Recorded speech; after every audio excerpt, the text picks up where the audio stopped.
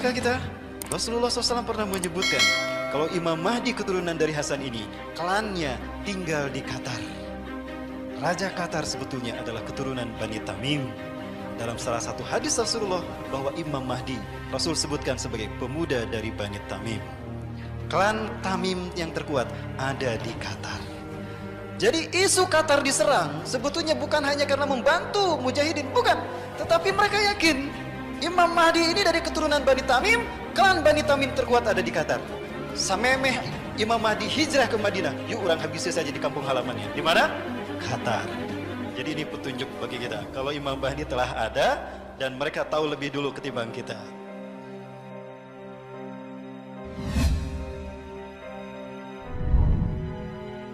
Perang dunia ini ketiga ini terjadi, ya, di mana ada beberapa faktor pendukungnya. Faktor pendukung pertama itu adalah konflik antara umat Islam dengan Syiah. Syiah yang menjadi instrumen Yahudi untuk menguasai Timur Tengah ini telah menebar petaka bermula dari Irak, kemudian Suriah, kembali lagi ke Irak. Kita mengetahui bagaimana petaka Syiah yang begitu kejam telah membuat 8.000 kaum muslimin di tahun 2013 meregang nyawa di Irak. Kekejaman Syiah di Irak. Orang yang bernama Umar, Abu Bakar, Utsman itu dibunuh. Yang namanya Aisyah diperkosa lalu dicincang. Ada yang dibakar hidup-hidup karena namanya Muhammad. Begitu kebencian Syiah Irak kepada kaum muslimin di sana. Hal ini kemudian memicu adanya kelemahan dari kekuasaan penguasa Irak saat itu, Saddam Hussein.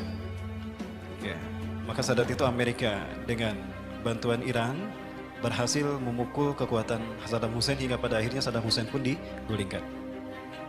Maka muncullah Arab Spring yang menjadi pencetus meletusnya petaka di tanah Arab. Dan merananya dan fitnah melanda Arab ini sebagaimana hadis Rasulullah juga.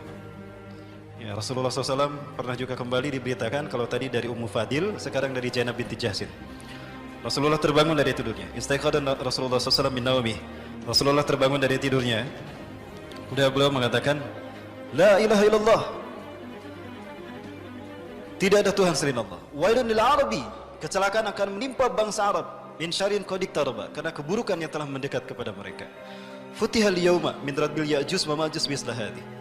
Ya, telah terbuka lubang Ya'juj Ma'juj semisal ini. Rasulullah mengisyaratkan seperti ini. Itu 14 abad yang lalu.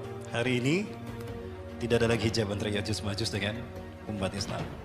Nah, artinya Rasulullah menyebutkan bahwa di akhir zaman bangsa Arab akan menderita, ya, mereka akan sengsara di bawah pembantaian yang dilakukan oleh Ya'juj Ma'juj. Ya. Suriah bangsa Arab bukan? Bangsa Arab. Kemudian Afghanistan bangsa Arab bukan bagi kita? Bangsa Arab. Palestina bangsa Arab bukan? Bangsa Arab. Maka pastikan negara-negara yang membantai mereka itulah keturunan Ya'juj Ma'juj. Sebelum mereka akan melakukan pembantaian pada umat Islam Arab sebelum Ya'juj Ma'juj yang sesungguhnya muncul. Ini faktor yang pertama. Faktor yang kedua akan memicu terjadinya perang dunia ketiga atau Malhamatul Kubra adalah bangkitnya Islam di tanah Arab. Ya, Rasulullah SAW memprediksikan itu sampai Rasulullah pernah menyebutkan bahwa Bani Rum itu akan berbondong-bondong mereka masuk Islam. Ini akan memicu adanya konflik internal di negara-negara barat. Ya, sehingga para penguasa yang mereka zalim dan anti-Islam dan mereka fobia terhadap Islam, mereka akan bersatu. Hal inilah yang akan memicu pada akhirnya terbentuknya 80 persekutuan negara yang mereka akan menyerang pusat kebangkitan Islam nanti. Jadi mereka tidak akan menyerang bangsa-bangsa kaum muslimin yang ada di Eropa. Mereka tidak akan menyerang umat Islam yang ada di Asia terlebih dahulu, tidak. Tapi akan mereka serang adalah pusat kebangkitan Islam nanti. Di mana pusat kebangkitan Islam itu akan terjadi? Rasulullah SAW menyebutkan, Fustatul muslimin yauma malhamatil kubra fi makanin yuqalu lahu Qutah fiha madinatun yuqalu laha Damaskus atau Damaskus. Pusat kekuatan umat Islam nanti, pusat pemerintahan umat Islam di akhir zaman nanti, di perang dunia ketiga sebelum hari kiamat adalah sebuah tempat yang bernama Qutah. Dan dia di sana ada sebuah kota yang bernama Damaskus. Ya. Nah, artinya apa? Jika Islam nanti disebutkan Rasulullah akan bangkit di sana, maka yang mereka serang adalah pusat kebangkitan Islam itu.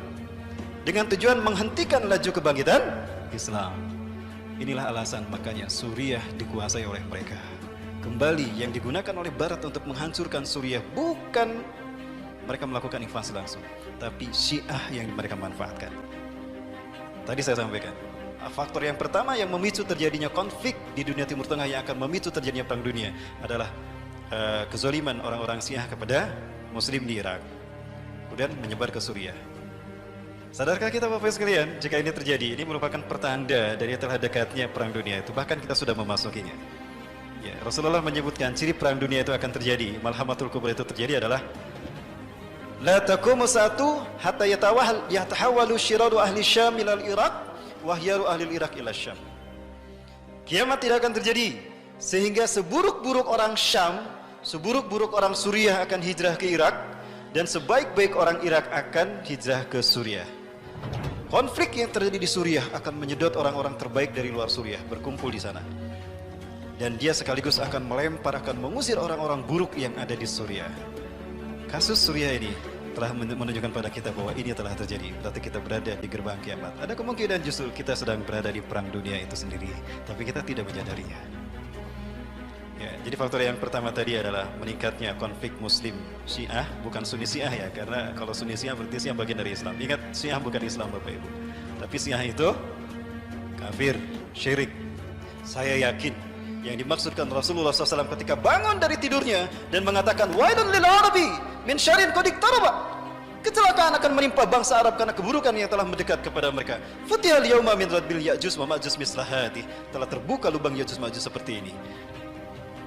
Pembukaan bagi petaka Ya'juj Ma'juj menimpa Arab dibuka oleh mereka-mereka inilah. Dan untuk mewujudkan ini di wilayah Asia, maka Iran melakukan kerjasama dengan pemimpin tertinggi di negara Asia, salah satu negara terkuat Asia. Inilah langkah-langkah the New World Order. Maka pemicu terjadinya perang dunia ketiga adalah tekanan dari rezim yang zalim kepada kepada rakyat yang mayoritas Muslim, kepada umat Islam. Hal ini memicu munculnya resistensi dari rakyat yang beragama Islam menentang mereka. Di saat itu rakyat sadar kalau virus demokrasi ternyata adalah virus yang membahayakan bagi umat Islam, dan dia telah ditunggangi oleh rezim untuk semena-mena menekan dan membantai rakyatnya sendiri. Ini akan menjadi faktor terakhir yang memicu perang dunia ketiga. Kenapa Suriah dikuasai secara cepat? Yang dikedepankan bisa siapa saja. Isunya bisa terorisme, isunya bisa ada fraksi-fraksi jihad di sana. Tapi sebetulnya intinya, Suriah dihancurkan karena mereka yakin Nabi Isa tidak lama lagi akan turun di Aleppo. Ingat Rasulullah bersabda, "Taqarrabaz zamanu linuzuli Isa bin Maryam fiikum." Sungguh telah dekat turunnya Isa bin Maryam di tengah-tengah kalian. Hakaman adlan, sebagai hakim yang adil. Fayaksirus saliba, beliau akan menghancurkan salib. Wa yaqtulul khinzira, beliau akan membunuh babi. Wa yadul jizyah, beliau akan menghapuskan pajak. Wa yafidul mal hatta la yaqbalu ahadun. Harta akan melimpah ruah sehingga tidak ada seorang pun yang menerimanya. Wa yanzilu alal manaratil bayda, beliau akan turun di masjid bermenara putih. Di mana itu? Syarqiyah Damaskus, di Damaskus Timur. Di manakah Damaskus Timur? Aleppo. Jadi satu-satunya alasan yang logis bagi saya, kenapa Aleppo dibantai begitu saja? Karena mereka yakin kalau Nabi Isa waktu turunnya segera tiba untuk turun di Aleppo. Saat itu umat Islam akan dipimpin oleh Imam Mahdi. Mereka cari kemana nih larinya Imam Mahdi? Oh, ternyata Imam Mahdi larinya ke Qatar. Kenapa harus Qatar? Satu, Qatar dari dulu terkenal sebagai negara yang rajin memberikan bantuan kepada negara-negara yang terzolimi. Hamas, Afghanistan, Al-Qaeda, perjuangan Al-Qaeda di Somalia itu tidak terlepas dari kontribusi Qatar dalam memberikan bantuan dana. Qatar juga memberikan pintu terbuka lebar, membuka pintu lebar-lebar bagi para pejuang yang mereka tertekan di negaranya untuk tinggal dengan aman di Qatar. Pejuang-pejuang Ikhwanul Muslimin, pejuang-pejuang Mujahidin Hamas, Izzuddin Al-Qassam, tidak sedikit mereka yang tinggal di Qatar. Yusuf Qaradawi, Syekh Yusuf Al-Qaradawi, beliau justru membuka kantornya Al-Quds Institution itu di Qatar.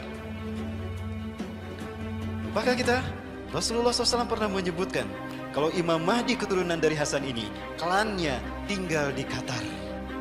Raja Qatar sebetulnya adalah keturunan Bani Tamim. Dalam salah satu hadis Rasulullah bahwa Imam Mahdi Rasul sebutkan sebagai pemuda dari Bani Tamim. Klan Tamim yang terkuat ada di Qatar. Jadi isu Qatar diserang sebetulnya bukan hanya karena membantu mujahidin, bukan. Tetapi mereka yakin Imam Mahdi ini dari keturunan Bani Tamim, klan Bani Tamim terkuat ada di Qatar. Samemeh Imam Mahdi hijrah ke Madinah, yuk orang habisnya saja di kampung halamannya. Di mana? Qatar. Jadi ini petunjuk bagi kita. Kalau Imam Mahdi telah ada dan mereka tahu lebih dulu ketimbang kita. Bapak Ibu yang dirahmati Allah. Maka berikutnya, tidak menutup kemungkinan Qatar ini akan diserang dan ini akan memicu terjadinya perang Arab. Rasulullah menyebutkan Arab saat itu akan bersekutu dengan Bani Rum untuk memerangi musuh di belakang kalian. Bapak Ibu yang dirahmati Allah, lupakah kita kalau Rasulullah bersabda, kalian hai kaum muslimin, di bawah pimpinan Imam Mahdi akan memerangi semenanjung Arabia dan kalian akan menang. Hari ini terbuka lebar, konflik Qatar akan memicu terjadinya perang dengan legak semenanjung Arabia dan umat Islam akan menang. Artinya Imam Mahdi tidak lama lagi akan muncul. Allah membukakan semenanjung Arabia untuk kalian. Kemudian kalian akan memerangi Persia, maka kalian akan menang. Allah membukakan Persia untuk kalian. Kemudian kalian akan memenangi Bani Rum dan Bani Rum akan kalah. Allah memberikan kemenangan atas kalian. Kemudian kalian akan berperang bersama Dajjal.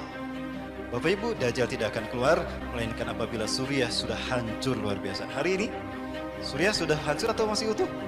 Sudah hancur. Berarti ini petaka, petanda bahwa Dajjal akan segera muncul di zaman kita. Kapan itu muncul Bapak Ibu sekalian? Ciri kalau Dajjal sudah muncul di tengah-tengah kita apabila kita mendengar satu, Madinah gempa 3 kali. Sudah mendengar belum Madinah gempa 3 kali? Belum. Yang kedua, ciri kalau Dajjal ada di tengah-tengah kita, Raja Suriah akan mengirimkan pasukan untuk membunuh Imam Mahdi. Maka Allah tenggelamkan mereka antara Mekah dan Madinah. Jika kita mendengar nanti ada pasukan yang dikirim dari Suriah, ditenggelamkan Allah di Baido antara Mekah dan Madinah, itu pertanda kalau Imam Mahdi telah ada dan Dajjal ada di Madinah, Imam Mahdi ada di Mekah. Ada kemungkinan Imam Mahdi ini dia mengungsi dari Qatar ke Madinah. Sekarang Qatar bergejolak. Ada kemungkinan dia pindah ke Madinah kan? Imam Mahdi tadi. Bapak Ibu sekalian, tidak betul-betul. Ini sekali luar biasa. Inilah titik-titik terciptanya perang dunia ketiga. Bapak Ibu sekalian, dan hal lain yang akan memicu terjadinya perang dunia ketiga adalah bangkitnya kekuatan Islam dari negara yang berbenderakan merah dan putih. Kekuatan merah putih ini akan menjadi kekuatan perang dunia. Jangan salah, tidak akan sedikit nanti mereka yang datang ke Indonesia apabila Indonesia chaos. Beberapa mujahidin Timur Tengah berkata kepada saya, mereka mengatakan, Ayuhal ikhwati muslimin al-Indonesia, intah dusun mahlaka fi biladikum, fantaziru hudurana. Hai Muslim Indonesia, jika perang terjadi di negara kalian, tunggulah kehadiran kami mujahidin seluruh dunia. Itu tidak lama lagi akan terjadi. Aksi kita berikutnya akan lebih dahsyat, maka persiapkan nama-nama kita untuk aksi bela Islam berikutnya, karena ini pasti episodenya akan lebih seru lagi. Betulkah demikian? Kita tunggu apa yang Allah kehendaki. Selamat datang di Indonesia akhir zaman dan selamat datang di perang dunia ketiga.